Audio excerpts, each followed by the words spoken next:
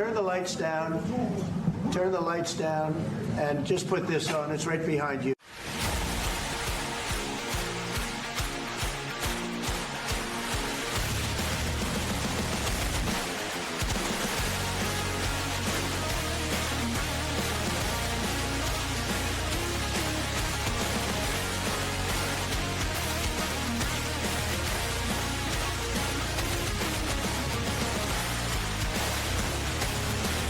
The only garbage I see floating out there is just supporters. Greetings, loyal ladies and gentlemen of the Garbage Gang. My name is Mike G, and I'm your host of Mike G and the Garbage Gang podcast. If you want to be a member of the Garbage Gang, we need you to like this video and subscribe to our YouTube channel. We've got a very special guest here in the studio with us today. We're in the People's Republic of New Jersey, and we've got the Michael Jordan of New Jersey gun law, Evan Nappen. Evan, thanks for joining us. Hey, my pleasure, Mike, and I appreciate you venturing into the DPRNJ. Only for you. Well, we're both kind of guerrilla fighters behind enemy lines for our Second Amendment rights, so we have that bond. That's the truth. Yeah. With Michael Jordan of New Jersey gun law, I don't know if you recall when you came on my radio show years ago, we actually had the Chicago Bulls entrance music playing while I gave you this grand introduction. Yeah, that was pretty good. Yeah, we can't do that for copyright reasons on this video, unfortunately. Oh, well. But you truly are the Michael Jordan of I New Jersey gun appreciate law. it. Well, I've been at it a while, almost 40 years, and New Jersey is the gift that keeps on giving. It's about time that we did this. You Sure. and I will become the kind of friends that we'll have a phone call. Maybe we haven't spoken in several months. We'll end up on the phone for a couple of hours. It's very easy to do that. And I always think in my head, this would be great to do this on camera in front of a couple of microphones. All we need is some cigars, but they don't allow that here, so, Unfortunately, maybe Right. we'll have to talk to them about that. Sure. One thing I want to bring up, because you don't often talk about how you got into gun law. And I want to say from my perspective, I think I've told you this in private before, but getting to work with you has been fantastic over the last decade. The way I kind of envision it in my head. I wish I could say the same about you. I'm just kidding. I've been nothing but a pain in the No, neck, you're right? great, Mike. I love you. When I was ball player, even through college, I always imagined what it would be like to get brought up to the big leagues and be able to play with guys who you've watched on TV throughout their entire career. Like, right. what's it like to get to Yankee Stadium and your teammate is Derek Jeter? And I've kind of had that opportunity with you over the last decade because before I even thought about getting into gun law, I knew who you were. I had a copy of the pretty cool. DVD. I had a copy of the Oh, book. that's good. Good. My wife was born and raised in Sussex County, New Jersey, and we lived here for a brief period. And, getting to be working with you the last 10 years has been pretty cool. Well, you've done just great work in Pennsylvania, and I really love having you as a colleague and on the team of fighting Second Amendment suppression, because this is what we're dealing with. We're dealing with forces that want to oppress us and suppress our rights. And that's really what it boils down to. So these folks that constantly pass new gun laws, the bias of the anti-gun agenda that's present throughout the system, throughout the judiciary as well. I mean, this is what you and I both fight and experience all the time. So we're in the trenches and we see it for real. So when you and I talk about this, we're talking about from experience and actual observation of the oppression that is taking place on gun owners and our rights. So it's outrageous. What prompted you to get into that? Well, when I was in college, first of all, I've always been a gun guy. So I always just loved guns, just like any normal gun guy loves guns, right? Raised in Jersey? Raised in Jersey, but of course I'm old enough so that the time when I was in Jersey, they were still anti-gun, but it wasn't anywhere near the viciousness and draconian laws and other things. It was still bad, but it wasn't that bad that you couldn't enjoy firearms and not worry that you're going to be turned into a victim of New Jersey gun laws and all that. And so I would target shoot and I would hunt and I, like to collect and I did all that good stuff. And I'm in college and I decided, I actually created my own major. So it's not a major minor. So I went to Monmouth University where my father was a professor for over 50 years. He was actually one of the few conservative professors, believe it or not. So I grew up with political science, constitutional law, had a great relationship with my father, treasure it. And these are things that all inspired me. And when I went to college, I figured I'm going to go to law school. So I made my major. My major is one major in business and political science. It's both topics in one major. I got it approved through the whole chain of command. And I figured I was probably going to end up in corporate law, believe it or not. And I wanted the political science background on the law, the business background. And I engineered the business courses so I could waive the core to get my MBA, which I did get in a year. So I set all that up. But in the process of that, there were two like seminar courses where I would have to write two separate papers. And I was interested in firearms. And I said, you know what? I'll do the political science on kind of the legal political, this is back in the 80s now, of carry. Because Jersey, you couldn't get a carry at all. And the Florida Revolution hadn't started yet of shall issue. None of that was out there. And, like the only state that was basically constitutional carry and still, was Vermont. And I looked at the whole carry permit system nationally and the laws.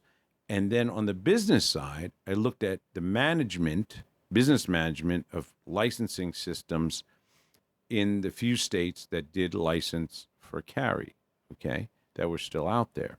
And with these two papers, I combined them into one paper when I graduated. And I was able to, fortunately, Jerry Rakusan, who was editor of Guns Magazine, liked my manuscript and actually made it into a book. And you can actually find that book if you look hard enough, called Concealed Weapons, How to Get Your Permit. It was actually published through Guns Magazine, and it has about 10 other chapters from famous gun writers at the time, but the good solid half of it is all my stuff. And it's a pretty cool book, and they sold the book, and they also gave it away when you subscribed to Guns Magazine way back in the 80s, like 83, 84, right in that range. Wow. So when I applied to law school, I already had a law book. And the anti-gun bias wasn't as severe. The politics of it wasn't as prominent at that time. It was there, but not to the point where you would be discriminated against for being pro-gun, okay? So I applied to a New York law school on Monday, and I sent my book, and they admitted me on that Friday of that week, because I already had a law book, see? So I thought, well, this was great. So now I'll do my corporate law thing, and I thought it was pretty cool, and I'm going to be a lawyer, and psyched for that. And, well, one day I'm looking through the Red Book, which, as you know, is that old book of all the law firms and legal things and court addresses and all that. We don't even use them anymore. Everything's internet. You tell me, know what that is. No, I don't. Well, that's before at the my time, it Evan. was the Bible. It was before internet, before Google, before any of that. Every lawyer had the thing called the Red Book that you had to have because it listed every contact, every mailing address, phone number for firms and for prosecutors and judges and courts. It was the book, okay? And then in the back you could add for calendaring, and it was like the tool of law that no longer is a thing unless you're really, really old school. I don't even know if they still sell it. But I'm looking through there, and they had law firms by topic. And, personal injury, blah, blah, blah. And I'm in New York, right? And I'm looking at it, and I look and I see firearm and weapons law. I'm like, what the hell? I didn't even know there was such a thing. So I contact this firm, which is Benenson, Cates, and Hardy. Well, it ends up in New York. This was the very first firearm law firm in the United States, where that is what their thing was. And Mark Benenson, great man and my early mentor, he was, believe it or not, the past president of Amnesty International. Wow. Like, you think, what's that guy doing on gun rights? But he believed in the Constitution. He was a gun nut like me. He loved guns. He actually won the John Amber Award for gun writing and such. And then Don Cates was criminology professor in California, and he wrote very influential pieces, pro-gun, great guy. And then same with Dave Hardy, wrote all. So these three had gotten together, created this international firm of the three of them. And I'm in New York, and I sent my resume and my book to, and they're like, hey, we need an associate. You're hired. So I got into gun law. Now, it wasn't my plan, my path, but once I got involved in that, it was so fascinating and interesting that after I passed the bar, I was working in Jersey doing these things. And then, lo and behold, New Jersey passed what I call the Evan Nappen Full Employment Act. And that was Jim Florio's assault firearm ban. And that was just crazy. And I've been slipping on a banana peel ever since, fighting Jersey gun laws. So that's essentially how it evolved. So, as an aspiring corporate lawyer at the time, I hope you negotiated a good deal on that book if they were giving Yeah, it away right. with No, everything. I couldn't believe they'd pay me for it at all, which they did. And the amount they pay me, I was like, this is fantastic. And I sold them, the rights. I got a published book, and they paid. And this was, you couldn't do self-publishing. It was not a thing, Right. not like today with all that. No. So I was just stoked to have that. And then I, eventually down the road, I was active with the Coalition New Jersey Sportsmen, and we were fighting the assault firearm ban. I was counsel of them, and I was going around to the different gun clubs all over the state, lecturing about the law, teaching about it, and then I would always get the same questions over and over again anytime I spoke. I said, end up going to the Jersey Arms Collector meeting, and that meeting, I don't know why at that time, I said, you know what, I'm going to copy all the gun laws, and I put them in a little book. And I had those spiral plastic binder things I don't think anyone even does. And I had 25 of them printed up, and it had listed all the laws. And it cost me, I don't know, like $3 or $4 to produce. I said, I'll sell them for $5, right? Just so they'd have them. This is just the statutes. This is just the statutes, nothing added. And so I give my talk, and I said, and by the way, if anyone's interested, I have these books, and they're $5, right? I sold every one. I'm like, oh my God. So this got me thinking, getting the same questions. People really want to know the gun laws. I said, I'm going to write a book on New Jersey gun law. So at one point I said, where am I going to ever get the time, though? Where do you get the time? So happened that our family was taking a Caribbean cruise. So actual getaway of my dad and my mom and all that. It was great. So I got out there on that ship's deck with cigars and drinks, right? And I sat down and I wrote on the cruise boat, basically Nappen 1, the gun law book, explaining by topic to the best of my ability, all that. And, I got the solid first draft done of my first book. When I came back, polished it. In those days, for me to get that book, it was too narrow a focus to get any publisher themselves to want to do it. But there was no print on demand in those days. So I hooked up with Rutgers Gun and Boat Center. They were great gun shop, Mark Aziz and Rose Aziz, and they were sellers of gun book, one of the top gun book sellers. And Mark, they were great people. They had a great gun shop there called Rutgers Gun Center. And Mark would set up at the gun show, and I was very active with the Forks, Delaware gun collectors there. And Mark would publish certain gun books that he would do reprints of. And he was a great guy, and we got along great. And I said, Mark, how do I get my book published? Do you want it? He goes, I can't really publish that, but I'll tell you how you do it. So you had to go to, Michigan, which was like Book Valley, where the printers were, and he set me up with one of the guys, contact them, and they'll tell you what it costs and all that. So I end up, taking, every cent I had to get 5,000 books printed, shipped, came on a giant pallet. I had to store them. I had to distribute them. I had to do everything. Bev and I drove my wife nuts, but every one of those books sold, and it was the first and only book, dedicated to Jersey gun law. It was Nappen on New Jersey gun law, and it evolved through different editions until where we are today with New Jersey gun law, over 500 pages, 120 topics, all question and answer. Been a labor of love. It's in the 27th anniversary edition, and it's the Bible of Jersey gun law. And all those books and all those talks that I've done hundreds through the years, and help people. And that book's on everybody's shelf. And anyone that wants to know about gun law, that's the source. By the way, if anybody wants to buy a copy, I'll shamelessly plug it now. Go to evannappen.com, my website. You'll see the big orange book. And when you get the book, make sure you scan the QR code, and you'll get in my private subscriber base, and you'll get notified of any law changes, of which there are law changes coming. And you can immediately download the 2025 Comprehensive Update, which also includes a standalone chapter on sensitive places where you can carry in Jersey. So the book is structured to be user-friendly. I did it so that it's all question and answer, and that's what's made it so easy, and everybody uses the book, from state police firearms unit, judges, lawyers, to thousands of gun owners. I'm very proud of that. It was my labor of love, but it's really helped a lot of gun owners not become victims of New Jersey gun law, and to have a greater understanding, because the gun laws are hard to understand, and it's like a seamless web. So just trying to jump in and understand it by getting the Q&A, and then I go in the book and note the laws that I'm referring to, so it makes it understandable so you can navigate it. So all that's built up the practice to very happy to a very successful practice where I'm able to defend law-abiding criminals Yeah, in New Jersey. that's the truth. Yeah. It does bring me to a question, though. When you were sitting there putting together these booklets that were spiral bound Oh, yeah, way back. with just the statutes, didn't it occur to you that, number one, there's no case law interpreting these things for the people to know, so they can have one reading of it, and it could have been interpreted differently by the courts, for example? And then second of all, you've read statutes before.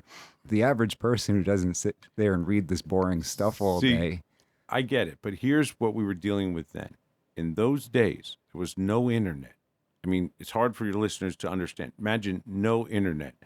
How are you even going to read the laws on guns? How are you going to know where to find them? You're going to pay an attorney to pull them for you? Maybe go to the library and hope the librarian knows what they're doing? No. So even to have a book of just the statutes was pretty astounding for anybody. Like, no, they'd never seen that before. No one had. Just that. And then, of course, I would lecture about it, talk about it, point to the statute, try to explain the best. And even though you and I would know about cases, and I did then, I couldn't start filling in with, all kinds of citations. That would just drive everyone crazy. But I did realize that eventually doing the Q&A book, where I can explain the law, where the statutes are really secondary. They're in the back of my book if you want to read them, but that's not what matters. What matters is the advice. But the start was just doing that in a time where even that information was not provided by any other source in one spot. And it was just that one day at that one club, and kind of became the inspiration that grew to what it is today. Because today, when you think about, a book on the gun laws, like, that's not crazy. No one, there's books on different states. You wrote on Pennsylvania, right? But when I started, there was nothing. There was nothing. And this was a first. And it was a first for Jersey, that's for sure. So it's kind of how it grew. But, I was in the old days. Remember, I started at the very first firearm law firm. Now if someone says they do gun law, people are like, oh, that's cool. When I said, I do gun law, what's that? Didn't even know what it was. To be fair, there are a select few who actually know this stuff inside and out and live and breathe it.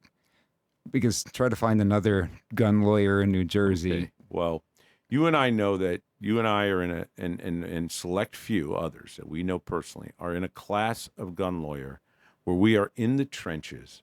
We are defending law-abiding citizens, and we know what we're up against and what we have to do to keep our people out of jail and not lose their rights. And those attorneys, there are not a lot of them out there still, but there's enough that the area of practice, I mean, look, back when we had to take like CLE, continually, a gun law CLE, who ever heard of it? Now they're out there. Yeah, Plenty of them. We've taught them. We do it. Like, that's 2 days unusual. straight every There was year. no such thing. As a matter of fact, I remember once I approached one of the CLE people and said, hey, I'd like to do a thing on gun law. They're like, what? We don't do that. They weren't even interested. They weren't even taking care of it. It's like, what? No. It was unknown. Now, but with the empowerment of the Second Amendment, particularly with the Heller decision, and with the politics gotten so vicious, and with so many people being victimized under the gun law, and with the movement of oppression that is out there,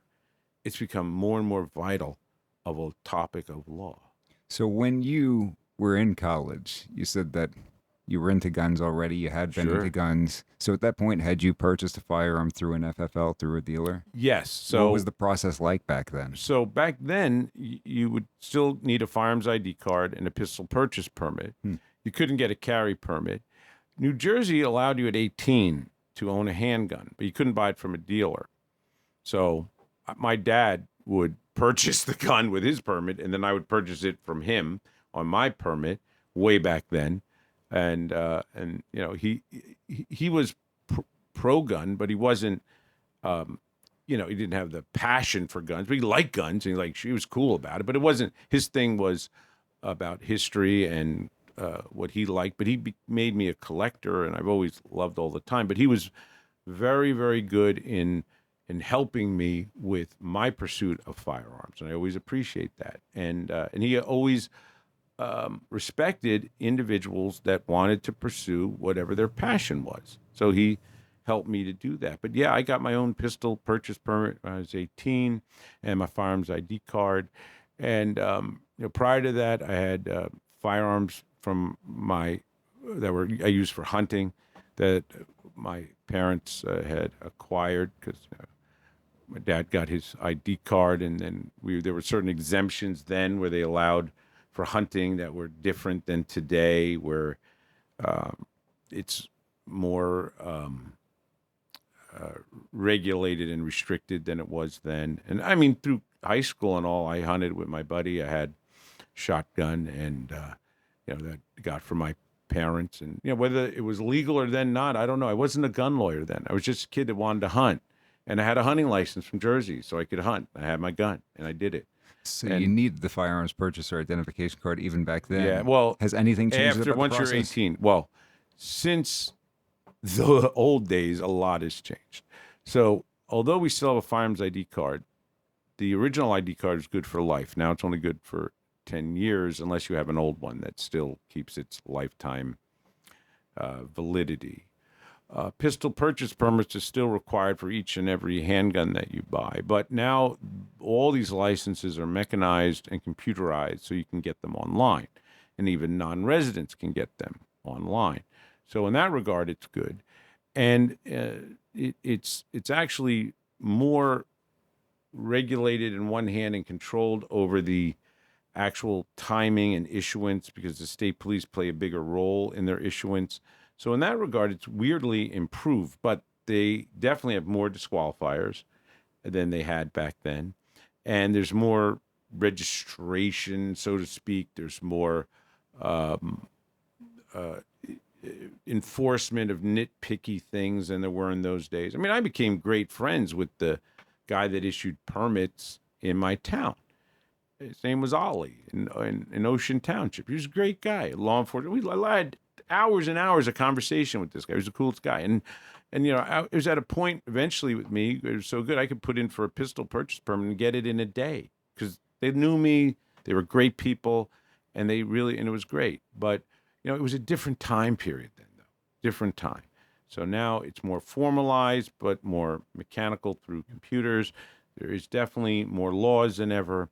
But you couldn't get a carry. That was essentially an impossibility because of the requirement of justifiable need. And justifiable need was used as the trick to blocking law-abiding citizens from becoming defenders against crime instead of just victims of crime.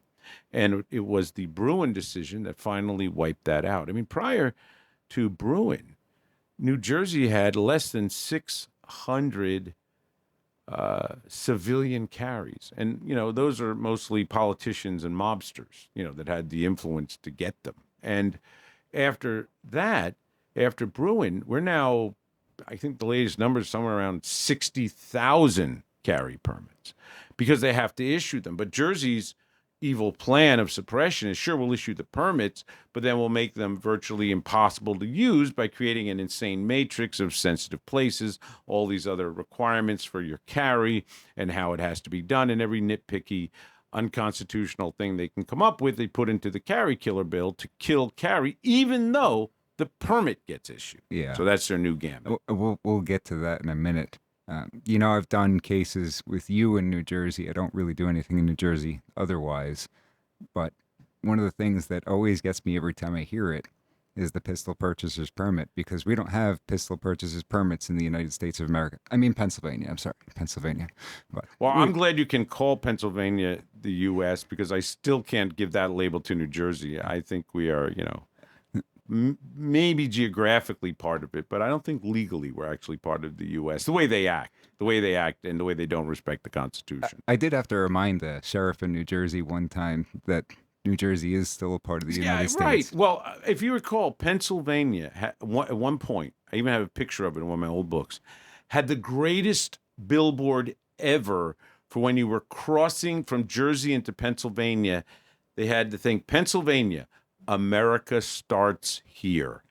And nothing truer was ever put on a billboard It just at a smells border. like freedom when you cross That's the right. border. That's right. It absolutely does. And it's night and day difference, of course, to the oppression that people suffer in New Jersey. You know, when we're talking about the carry statistics, you're saying fewer than 600, roughly 8 or 9 million residents. Is that fair to say? I think so. Yeah. I know a lot of Well, people we're have not left. counting illegals. Okay, so there you go.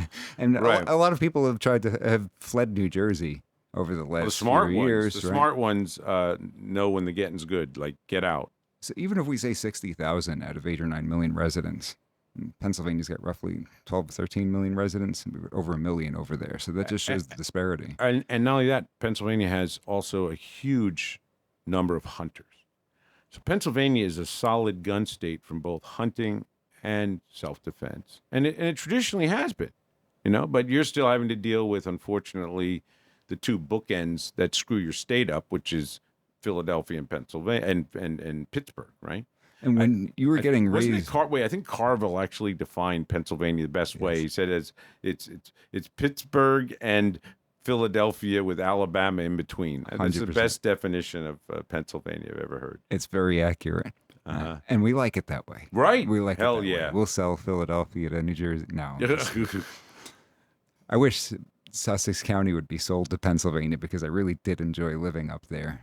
It's a beautiful place. Unfortunately, you're stuck with the rest of the state's laws. Well, there was a secession movement for South Jersey at one point, which would have made a lot of sense because, it's the megalopolis part of New Jersey, the northern part, but not when you get into the beautiful Sussex woods, but the northern heavily urban is part of that megalopolis going into New York City. And if you look at the big picture, you'll see that what screws up freedom in any state are dense urban populations. They're the ones that sink us on rights, sink us on taxes in our economy, sink us in all those different ways. It's those high, dense, populated urban areas that are, of course, Democrat-controlled, liberal-controlled, and they are oppressive, rights-taking, and they just suck the life out of many states that would otherwise be wonderful and free. I mean, New York State is gorgeous and wonderful, but New York City kills it, right? Sure. And you start seeing that if there are problems politically in states, problems meaning to our rights, you see the emanation of the problems are from the urban cities. So what's the problem with Illinois? Chicago. And Jersey, with Jersey City, Newark, say all these, and it's so dense. Matter of fact, Jersey City is one of the most densely populated places in America, right? So with this urban concentration, it is a problem to our rights and what the rest of the state seeks. And you can even see it at play even in Canada, where it's the high population areas that cause all the problems for the great western states, western provinces of Canada. So once you see that pattern, you see how true it is, and that's what we're constantly having to fight. But one of the cool things about carry is that urban areas can completely embrace carry because they need it.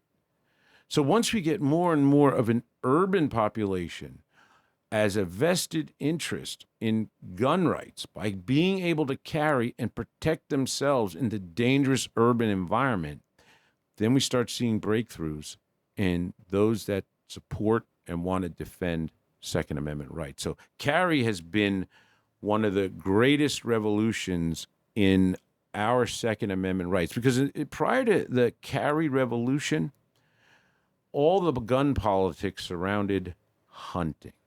Oh, we don't want to take your hunting guns. We just want handguns. We don't want to take your hunting guns. Yeah, I mean, we heard that line over and over because they knew hunters were a voting block of substance. But with less and less land to hunt and with hunting, unfortunately, decreasing, even though I love it, but it's true. But what we have is this unbelievable increase in carry for self-defense.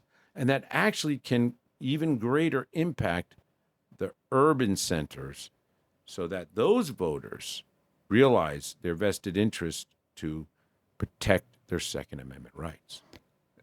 John Lott did do a study that showed that the people most positively impacted by the increase in the ability to carry concealed were the elderly and minorities in inner cities. So what you're saying is right on the money with his research.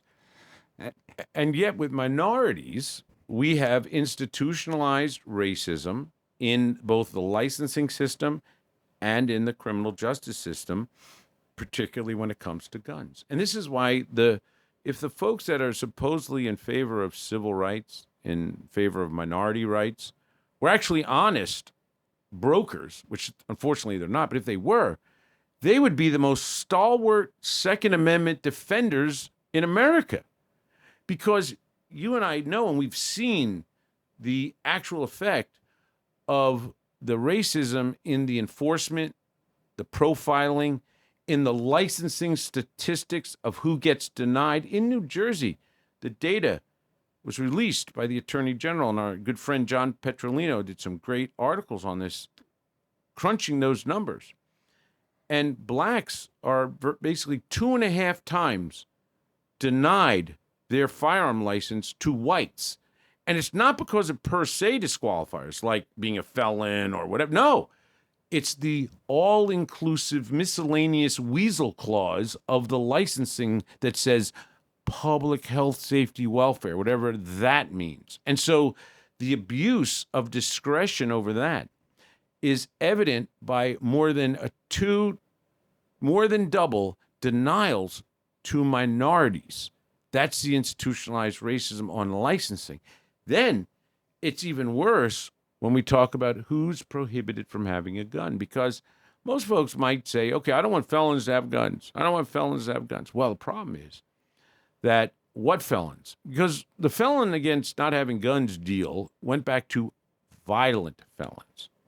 But now it's not just violent felons, it's any felon. Hell, it's misdemeanor charges even, if it falls under a category of domestic violence. It's even a restraining order, which isn't even criminal. So the slippery slope has been there. Or misdemeanors with max possible sentence exceeding 2 years. Exactly. With DUIs. And this is and so the federal government of the U.S. sued Dollar General and BMW because they would look to hire in an employment action. They look to hire some folks, and then after they're all set to hire, they would do a background check. And the person came up with a felony conviction. They, oh man, sorry, we can't hire you. You're a convicted felon. And what was happening was blacks were being denied employment at a ratio of about 6 to 1, and Hispanics 2 to 1, because of disparity of felony conviction records to minorities. And the government sued, saying that's a violation of our employment laws. Well, let me tell you this. If that's a violation of just being employed, how can a constitutional right of the Second Amendment be denied based on felony conviction? Isn't that absolute discrimination on something even more important, which is a constitutional right? Well, there you go. So, Specifically enumerated fundamental right. And what are the contexts that they get treated like that? When you're talking about the weasel clause, as you call it. Right, the all-inclusive miscellaneous weasel clause. Right. It's a long name. That's but what I call it. I'll get it. License to carry firearms in Pennsylvania has a character and reputation clause that can be used subjectively. Now, it's rarely relatively abused in Pennsylvania, depending on your county, your issuing authority. But I think there are serious questions of constitutionality when it comes to a criteria that's subjective like that, because it could be used for a whole host of different arbitrary reasons, no? Well, yeah. And a matter of fact, I'm also licensed practice, and I do in New Hampshire. Now, New Hampshire, if you want to understand New Hampshire gun laws, just think about everything that is New Jersey. Now think of the opposite, then you get New Hampshire. Okay, so, but even New Hampshire, which had a carry permit, had as a requirement in their carry permit what was called suitable person. Now, we got rid of suitable person, I think in 2017, and we got constitutional carry in New Hampshire, so you don't even need a permission slip to carry there. But up to that point, you would have to still be a suitable person. And the question became, what was that? And I would see denials of carry licenses in New Hampshire by chiefs that were usually transplants from Massachusetts that were denying based on a so-called suitable person. And in the fight to get rid of it, I did a lot of research on the history of suitable person. And what I found out was that the term suitable person was put into New Hampshire's gun laws in the 1920s by none other than the Ku Klux Klan. You see, the Klan, in terms of Klan history, you had the first Klan, which was right after the Civil War. And then Lincoln and the Republicans crushed it. But then along comes Wilson, the Democrat, who reinvigorated segregation, reimposed it, by the way, played Birth of a Nation, the pro-Klan propaganda movie, in the White House, okay? And what you got was a rebirth of the Klan known as the Second Klan.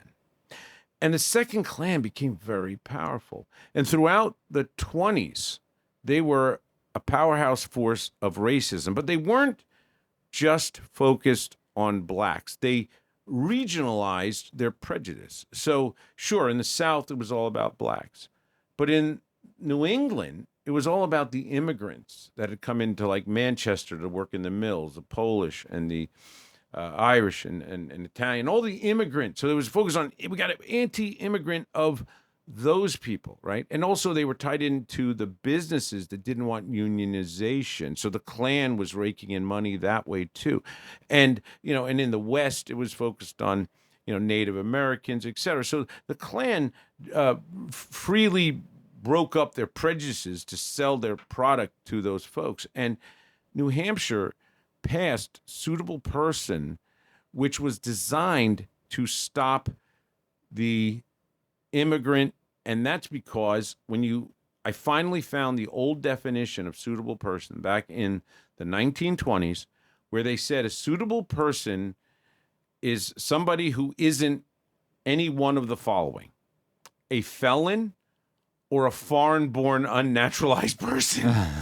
If you were that, you're not a suitable person. Okay, those two are the categories. Yeah, put in by the Klan way back. And luckily, that racist relic is gone from New Hampshire.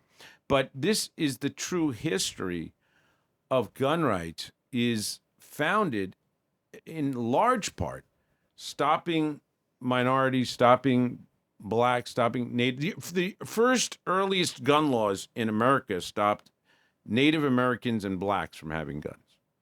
Okay, I mean, this just runs through it. So, like I said, if you're truly into civil rights, then you should be a supporter of the Second Amendment and the right to have individuals be armed, particularly those classes that are subject to such prejudice.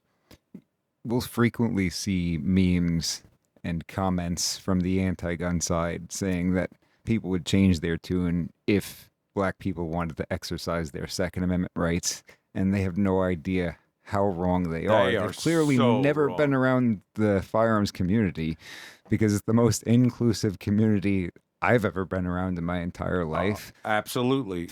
I'm actually made a life member of the Pink Pistols, which is I'm not gay, but hey, fine with me. I'm happy to be part of that group, because everybody who's a gun owner is on my side, has a vested interest. Okay, you have great. We know some of the great black firearm advocates that are out there, right? That do just tremendous work in outreach to those communities that need self-defense more than anything. They need it, and we have outreach to the Jewish community, particularly We Shoot in Lakewood. They're right there, and it's great. And all these things we want to encourage, because I've never been any gun range anywhere where I've ever seen the slightest sexism or racism. It's the opposite.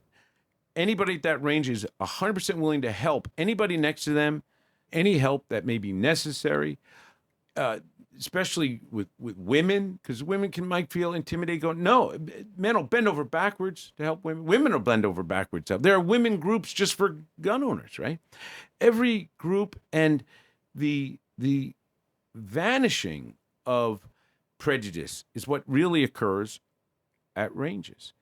And, this is the reality, but the other side tries to present it as somehow, you own a gun, you're a racist. It's actually the opposite, and that's really the truth. And like I said, you and I have experienced it and seen it. It's so inclusive, and it's because it's all our rights. It's all our rights. And we want everybody exercising responsibly our rights. It's what makes America America, That's the key. We care about one thing, and we're all on the same page. And come on in. That's- We want that big tent, right? 100%. And that's the truth. And that's why folks that have the misapprehension about it, because all they know is what, the lamestream left-wing media has told them. And somehow, some way they get exposed to firearms. They're like, oh my God, wait a minute. This is great. I get empowered. Everybody's so nice. Like, everything I heard was total BS. And it was. And they have these epiphanies. And there's so many of those folks out there. I want to go in a different direction because there have been so many changes in New Jersey over the last few years. Man, you're not kidding. New Jersey's been notoriously bad in terms of firearms laws since I was a kid. As was New York. We didn't talk about New York, but being born and raised in Brooklyn and Staten Island, I didn't know a single legal gun owner until I got to college out in Oklahoma. But Jersey was always known to be just as bad as New York, essentially. Yeah. But over the last couple of years, with Bruen, there have been so many changes. For something that was so positive with Bruen, making it possible for people to get what you call a permit to carry here, there have been a lot of legislative changes that potentially put people at severe risk if they choose to exercise their rights, right? Pretend that I was in a coma for the last couple of years since Bruen.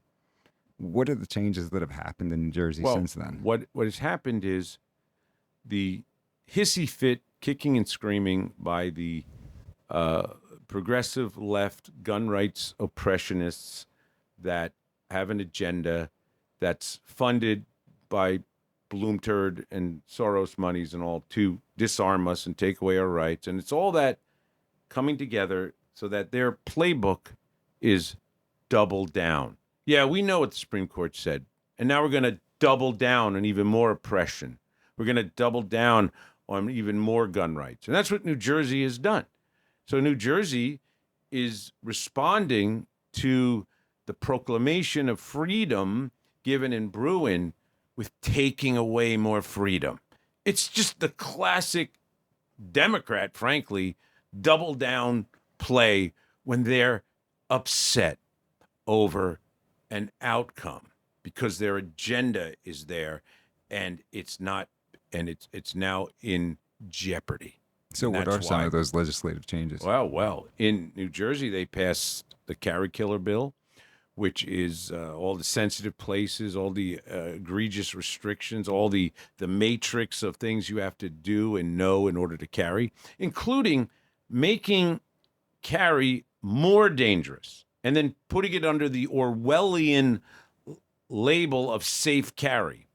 For example, by having all these so-called sensitive places, if you pull up to a sensitive place, you're not allowed to walk in, like, let's say, an entertainment venue. Well, the law allows you, you see, to take your gun and unload it and store it in your vehicle in a case. And therefore, you can't go in the sensitive place, but you can just have your gun locked up, unloaded in the container properly under safe carry. But what does so-called safe carry do? It forces every person to load and unload their gun continuously instead of it just being safely in the holster. So they want to increase the opportunity for accidental discharge as you're trying to somehow manipulate your firearm in a cramped passenger or driver compartment of a car. So it's stupid things like that plugged in to create all kinds of problems. And then on top of it, they don't educate law enforcement about the case law changes. So law enforcement doesn't even know what's legal or illegal. And I've had these cases. So, for instance, one of the things in safe carry was you cannot have your loaded firearm on your person in a vehicle, in a motor vehicle. That's actually one of the laws in safe carry. So we called that section of the law the Carjacker Protection Bill. However, the Carjacker Protection Law was found unconstitutional in federal court by Judge Bum in the litigation brought by the Association of New Jersey Rifle and Pistol Clubs. They're the NRA affiliate, the umbrella organization of gun clubs with Scott Bach and Kathy Chariton. Great people, and the whole board and everybody that's a participant there. And my good friend and colleague and ours, Dan Schmutter, great guy, great Second Amendment attorney. Great guy. Who brought the challenge and won on many different things, and we're still fighting on the other issues, but won on that law so that, no, you are allowed. That's enjoined. It has an injunction. You may, in fact, carry your gun loaded on your person if you have a carry permit in your car. But I've had a number of folks stopped by police where they then, the gun owner, obeys the other law about duty to disclose, which says if you're stopped or detained by police, you must immediately tell them you're carrying a firearm and produce your permit. Failure to do that, felony level offense, by the way, another felony. Doing that, and then the officer say, oh, you're carrying your gun loaded in the car, you're not allowed to do that. And it's like, yes, I am. But they're not trained. The Attorney General didn't send out a bulletin about the case law determination, educating these law enforcement. So we're seeing false arrests, false police activity, where not only are they wrongly going after the gun owner, but then even the police officer is now going to have subject to possible civil lawsuit over not following the law that they're not trained in knowing, because the Attorney General isn't saying about, hey, no, this law is no good anymore. So we have multiple instances of that as well. Hey, Evan Nappen here. I just want to tell you, if you want to buy my book, New Jersey Gun Law, the Bible of New Jersey Gun Law, go to evannappen.com. You see the big orange book right there? Just click it. You can have your copy in a matter of days. It's over 500 pages, over 120 topics, all question and answer, easy to use. Make sure when you get it, you scan that QR code and join the subscriber base, which is free and private, and you'll get all the updates and stay current and be able to protect your rights. They've also passed and enhanced by creating the most insane draconian penalties on various gun laws. So they banned guns with no serial number. So-called What about 368? Ghost guns. Ooh, scary. What about ghost 368? guns. They didn't exempt for pre-68. They didn't do any of the... So it just became a nightmare. Now, working with the association, we were able to get the Attorney General to, by way of an opinion, to make it clear that it's only supposed to apply to those that are, 3D printed or made on a milling machine or whatever. Which is still stupid. But it's still stupid. But guess what? They just raised that law to a crime of the first degree. Now, you got to understand, first degree is the same level of offense for murder in New Jersey. They've now made a simple gun possessory law the equivalent of murder. The only next little nudge they got to do is make it the death penalty. Make it capital, death penalty. Now, I know that normally the liberal left there, they don't want death penalty. But I'm sure when it comes to gun owners, they'll make an exception. I honestly believe we'll see a gun law death penalty, and it'll probably be in New Jersey where it happens. That's something else. And you're serious about this. Serious, 100%. Why not? If I told you they would make a simple gun possession law the same level of offense as murder for just simply possessing this, not doing anything bad with it. Right.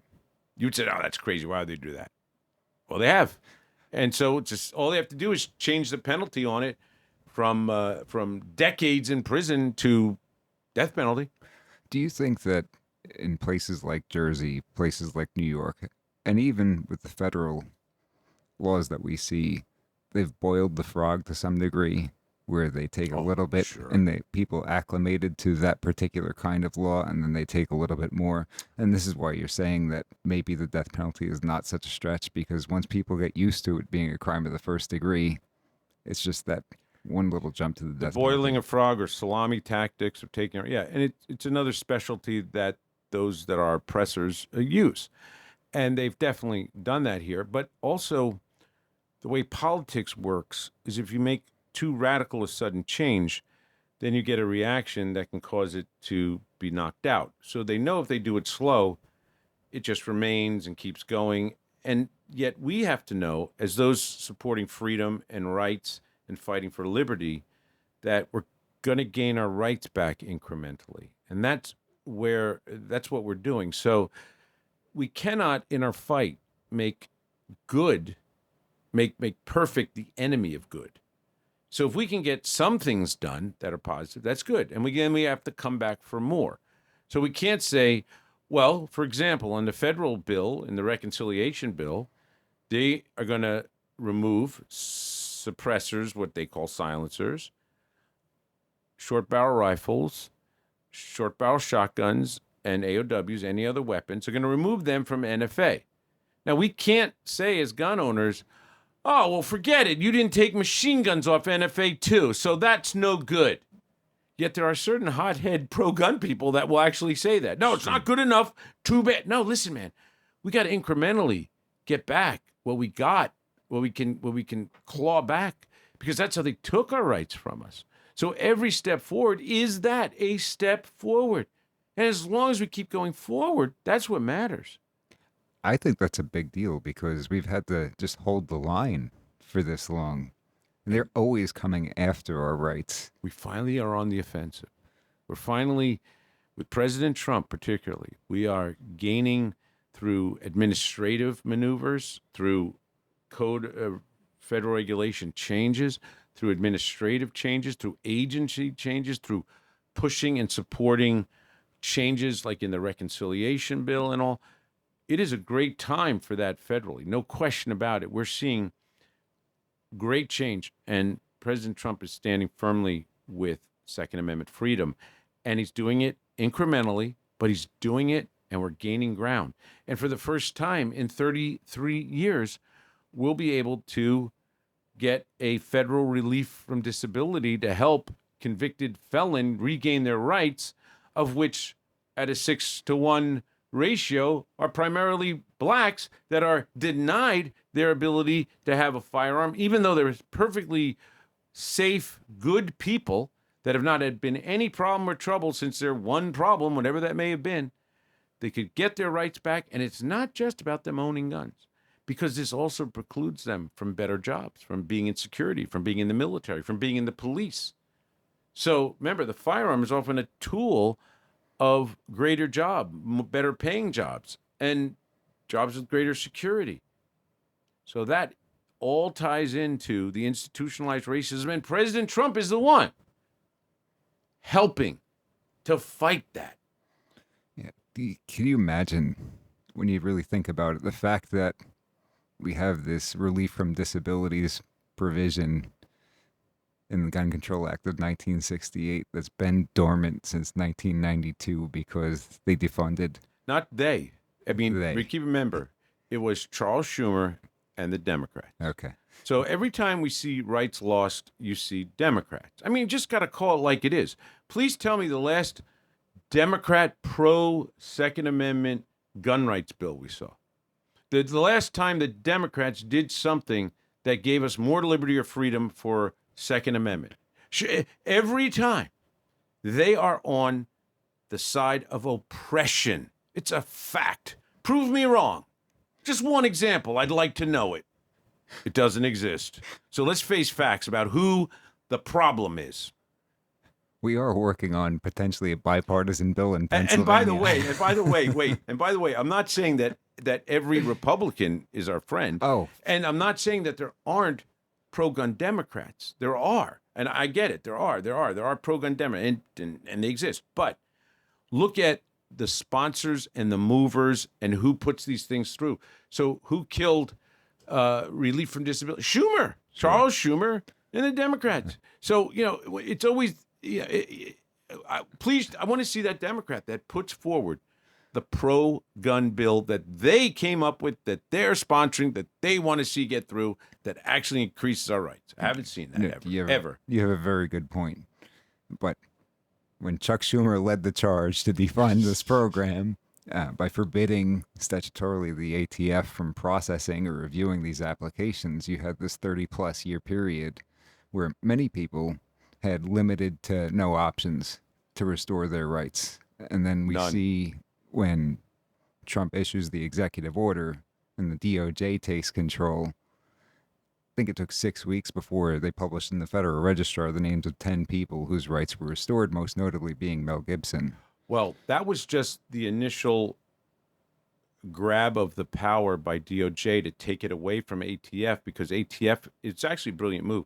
The ATF was denied being able to use funds to process. By switching it now to justice, the money is not an issue and DOJ can process.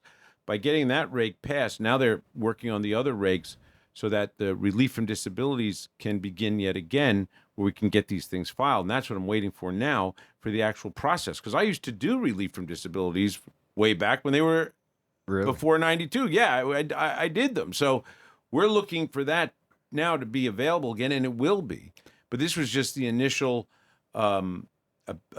switch out of the Schumer ban by empowering DOJ as the one, and now they can process again, and they can do it again, and they just did those 10. Sure, that was part of that, but that's not the actual process that they're going to promulgate of what average Joe gets to submit and get it done in almost a more mechanized function. Interestingly, we have started submitting them already. Well, that's good. And the reason we've done it is when they publish those 10 names, the way I see it, the train is already rolling. So did you And take we've got the a old limited- forms and submit them to DOJ? We have information that contains the old forms with some additional things that And have what been did they say recommended when you by filed that? AUSAs. We've not had any that were processed or granted or anything like that. But did this they is acknowledge very, receipt? very, very, very recent. So Oh, yeah. we've just started. Well, that's good. I think they're going to end up not just promulgating forms, but actually having it, able to at least get things filed online, and Which would be great. And they probably will have. It's the government, of course, it's going to have new forms, and it's going to be more streamlined than the old process. And I'm looking forward to that. Yeah. Because you mentioned felons or misdemeanor crime of domestic violence. In places like Pennsylvania, you have, again, misdemeanors that carry a max possible sentence exceeding 2 years.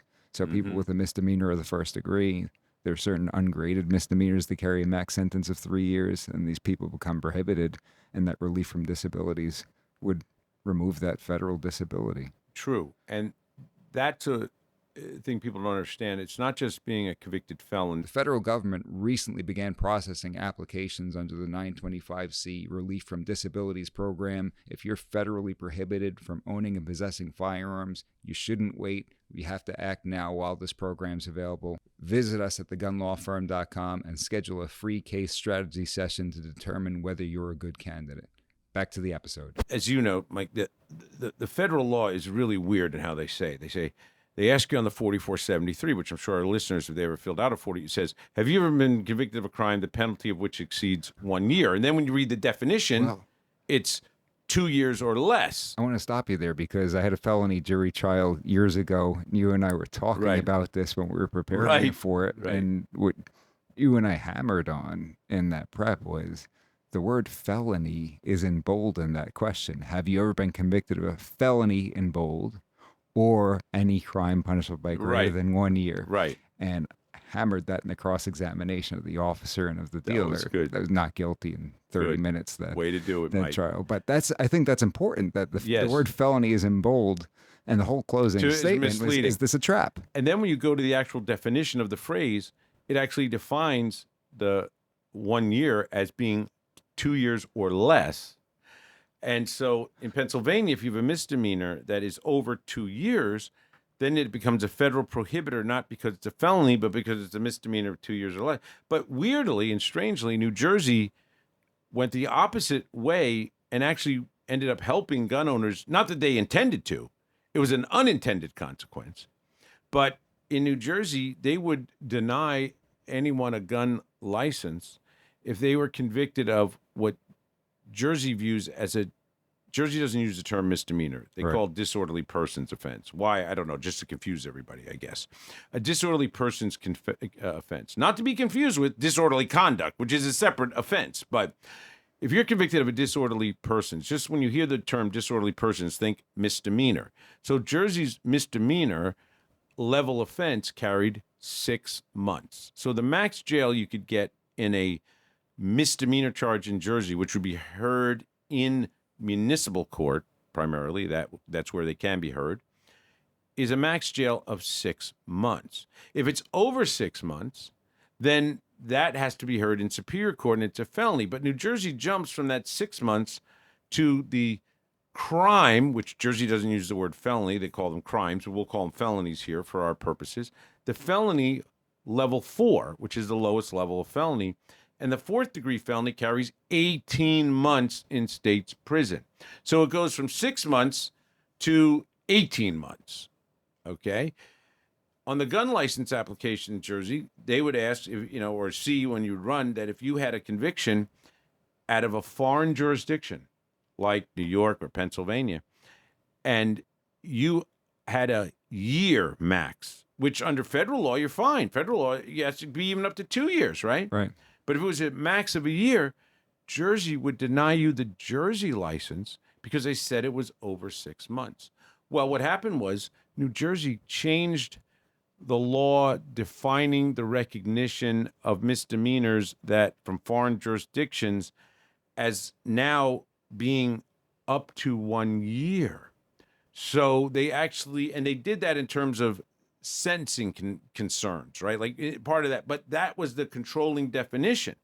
So now, based on that change of that definition, individuals that have convictions outside of New Jersey that carry 1 year or less, you are no longer prohibited per se from having firearm or getting licensed in Jersey. But misdemeanor of the 2nd degree with a max possible sentence of 2 years would still be a problem under New Jersey law, It not still under would be federal because law. it's over a year, but not under federal law. That's correct. So that is kind of wild that as far as federal law goes, you could have somebody with a crime of the 4th degree in New Jersey where the max possible sentence is 18 months, and they're prohibited because it's technically felony level as That's how they it's interpret viewed. it, right? That's how it's viewed. But you can go across into Pennsylvania and have a misdemeanor of the 2nd degree where their max possible sentence is 2 years. And not be federally right. prohibited. It's another one of those areas where the gun law just defies logic. What are some of the stupid or more benign crimes of the 4th degree? I mean, I know we've got Oh. hollow nose or dum-dum bullets, right? Well, my favorite that's probably unbeatable is possession of a slingshot is felony 4th degree. Just simple possession of a slingshot. They've made Dennis the Menace and Bart Simpson felons in Jersey. Yeah, so that one's hard to beat, actually, this felony slingshot. I don't mean hard to beat it in court. I mean hard to top as far as absurdity. But Jersey, I'm sure, can do it. They have many other bizarre laws where they criminalize things that... So possession of the slingshot, which you famously tell the story about, it was the result of a typographical error. That is correct. I traced this. How did New Jersey ban slingshots? Well, it's because in the garbage, I call it the garbage can clause, where they list different non-firearm weapons that they want to ban. And in it, they talk about switchblades and daggers and dirks and sand clubs and billy clubs and knuckles. And in there, like, it's slingshot, and it doesn't belong. And that's because what was originally there was what was called a slung shot. Now, a slung shot it's kind of like a monkey fist, or if you take a sock and put weights in it, or even coins. Like Remember in Death Wish, where he's just first thing with the coins and stuff. And that's technically a slung shot, okay? So there was a prohibition on slung shots, but some idiot at Office of Legislative Services had no freaking clue what a slingshot was. But then that must be a typo, and made slingshot. And next thing you know, Jersey has a felony ban on slingshots. The only good news is slungshots are legal in Jersey. Oh, so you could have your monkey. Yeah, so you can have a slingshot, but you can't have a slingshot. And It's just that will render you prohibited from possessing firearms if you're convicted. Oh, of sure, offense. any of these. And that's the other thing. They lay the traps by making everything so extreme in the penalty, so that if you violate anything on safe carry, any sensitive place, it's felony level. So you lose your gun rights and can't even own guns again. So they make all these things disqualifying offenses. So even if you just get a $10 fine, you're screwed because now you've lost your gun rights for the entire United States.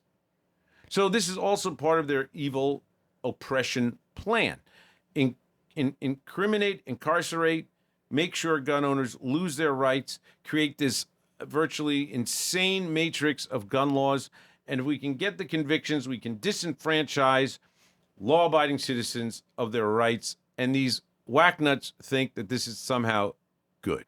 It's interesting you mentioned this domino effect that New Jersey gun laws have. I noticed that a few years back when you implemented the magazine capacity restrictions as well as the extreme risk protection orders, because if you went through the standards, if somebody had a possessory offense, that would make them worse off in terms of the protection order, and they could potentially get into somebody's house with the protection order, right, and find the magazines that were non-compliant. And then when they find the non-compliant magazines, they use that in the determination as to whether the order becomes final.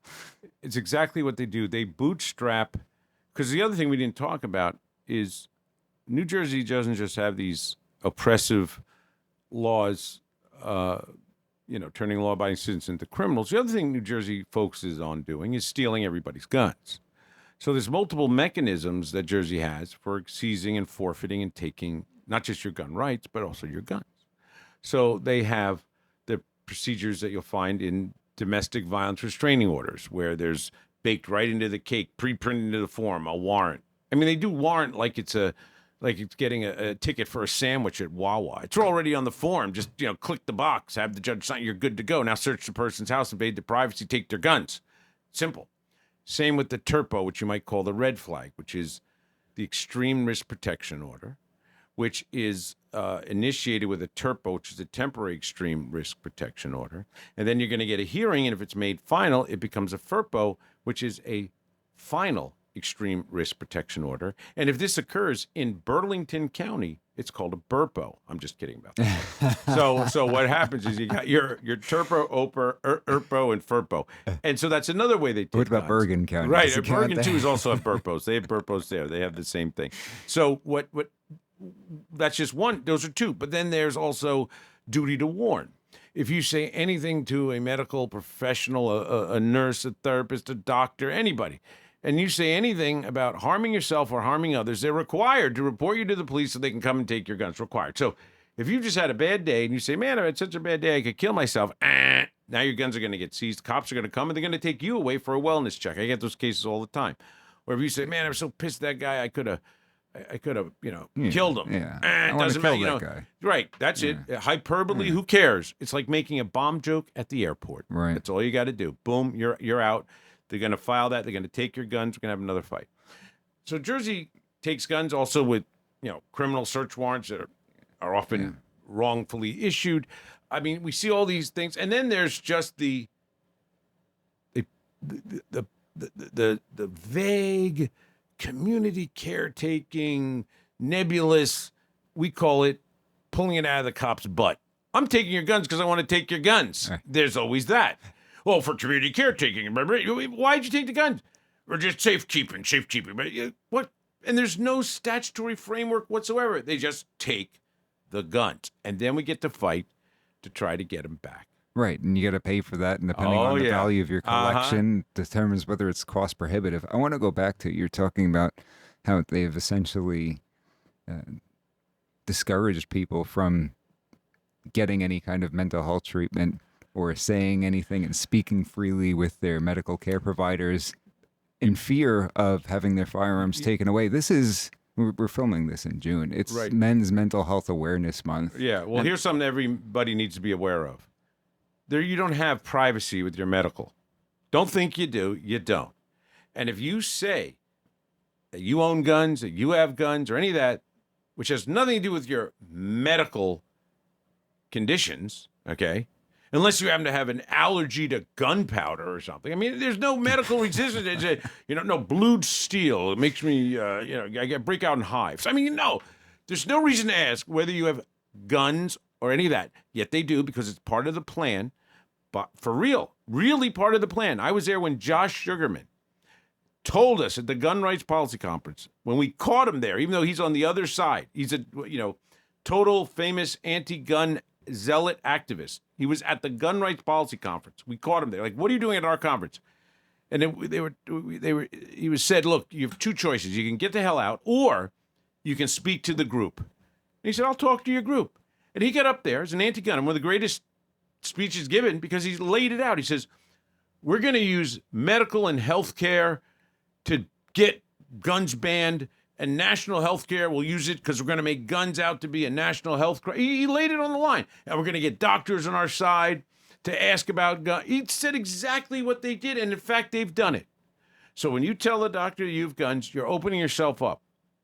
And then you say anything of danger, whatever, they suspect anything, they're calling on you. And then those records, these are things that become part of a licensing application often. If they try to deny you for any medical or psychological reason, Jersey's so broad and vague. Yeah. So they invade, and then the judges grant the motions to get all your medical records and invade your privacy. It's disgusting. Keep that in mind. If you get help, now you're going to be prohibited in Jersey if you have a voluntary commitment or involuntary. If you talk to a doctor and get treated or observed for any mental health condition, that's a question on the application. Think about that. Treated or observed by any doctor. Doesn't have to be a psychiatrist. For a mental condition. That's now a prohibitor. They can ask about it on the app and then do a deep dive down your butt on everything medically about you and all those things. Get the records, demand doctor reports, evaluate all that, to even exercise your Second Amendment rights. No medical privacy, my friends. Do not talk about this with anybody in the medical field. Never make any threat to harm yourself or others, even as a joke. You got to remember that they are part of the gun rights oppression system. Maybe not intentionally, but by law and by what they do, they sure as hell are. So you better recognize reality on that. I deal with these cases all the time. Let me put my tinfoil hat on for a minute, because as we're going through this, it seems that the obvious reaction by gun owners to something like this is, okay, no matter what the circumstances, I'm never going to seek help for mental health treatment, regardless of the context, right? Somebody loses a parent and they're feeling sad, or whatever the case may be. And they have to know that when they're imposing these restrictions. Yep. Do you think that they see an end game of people who are gun owners not getting treatment when it might be a good idea, and then there's going to be a certain percentage of them who unfortunately take their own life or do something horrible and horrific, sure, and they can use that as a basis for more gun control, one of the things, rather than actually fixing the problem? One of the things they love to do is blood dancing. And you got to have victims and a big problem so they can do their blood dance. So as the oppressionists dance in the blood of the victims that they help to create by discouraging any of this treatment or anything taking place, because then you lose your rights, then that helps them to scream for more oppression. So it fits their game plan perfectly. Now, whether they intentionally set out to do it, who knows? But does it fit? Hell yeah, it fits. And it's what they do. You can almost count the seconds on your watch anytime there's an atrocity that gets committed with a gun for some anti-gunner to immediately say, we need to ban guns. As a matter of fact, they'll scream that when it doesn't even involve guns.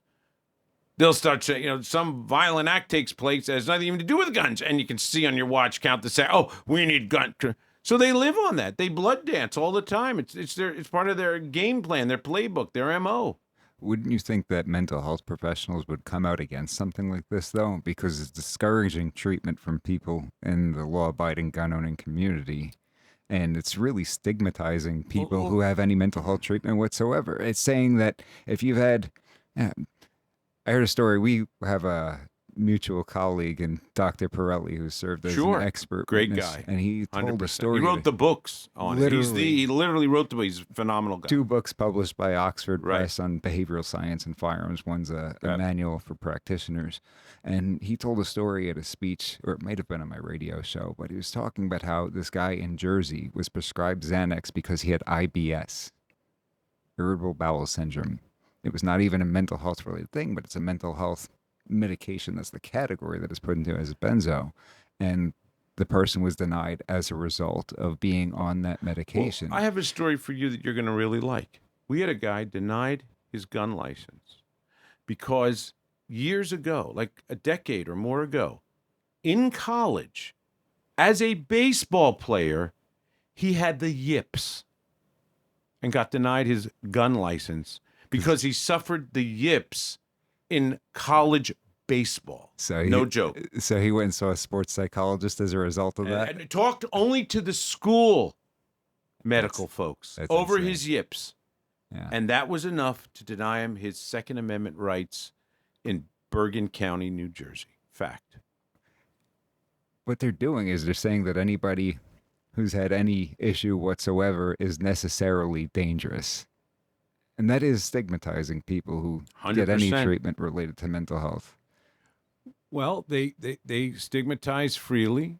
They are racist down to the core in what their laws have the effect of, at least. Truly, we see it statistically. It is the opposite in their so-called safety laws that make things more dangerous.